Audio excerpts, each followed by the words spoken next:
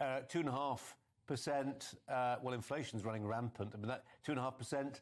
It's money that the country can't afford, sadly.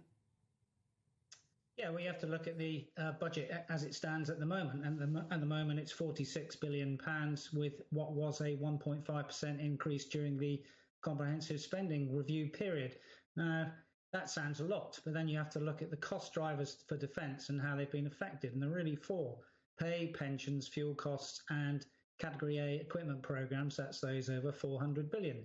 Now, oil or fuel is done in dollars, and the pound is down against the dollar, and so that impacts on the inflation of the fuel costs for all the armed forces. Major capital equipment programs, the fifth generation F-35 fighter, that's being paid for in dollars.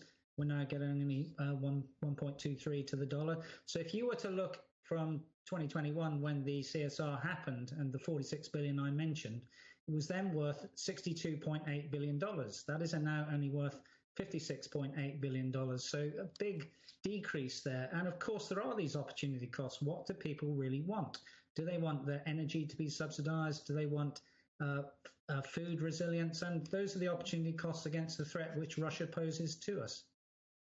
And the problem with defence spending, I mean, is that it's an insurance policy, isn't it? And people, when they look at the household bills, if you liken this to family spending and budgeting, it's one of the first things to go, isn't it? We don't need. Do we really need that insurance policy? Yeah, and I think this has always been the case for the army. So I think what you'll see tomorrow at the NATO conference is this dilemma that the Brits have always had between a limited liability and a continental commitment.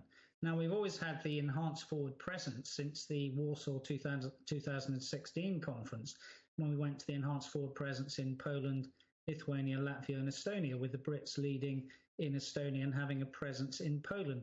Now, if you're going to go from 40,000 people in the NATO response force to 300,000, and beef up those enhanced forward presence battle groups, about 1,000 people to 3,000 or 4,000 people, that means that is very expensive in terms of sustainability in equipment, manpower, forward presence or rearward presence if you're going to be trained to a standard. All that has a readiness profile if you're at something like 2 days or 5 days notice to move, and the NATO response force, the NRF, is generally at R2, that's readiness 2, which is 5 days notice to move.